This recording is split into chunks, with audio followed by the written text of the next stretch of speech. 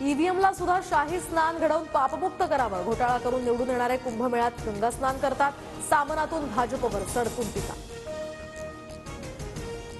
Soybean खरेदीची मुदत आता 8 फेब्रुवारीपर्यंत वाढली, शेतकऱ्यांकडून समाधान व्यक्त. 4,892 रुपयांच्या हमीभावानं खरेदी होणार.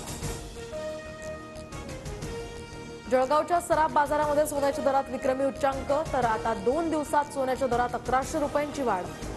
सोन्याचा दर हा 84,151 रुपये.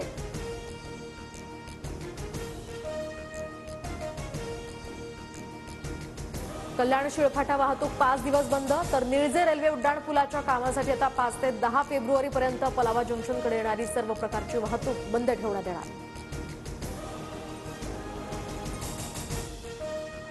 संसदेच्या अर्थसंकल्पीय अधिवेशनाला सुरुवात, तर राष्ट्रपती मुर्मूंचं दोन्ही सभागृहांना संबोधन.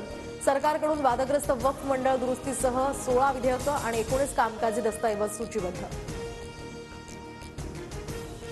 दारूच्या बाटल्यांवर कर्करोगाचा इशारा देणारं लेबल लावण्याची जनहित याचिका. मुंबई उच्च न्यायालयानं केंद्र सरकारला ठोस नियम तयार करण्याचे दिले निर्देश आणि या संदर्भातली मागणी.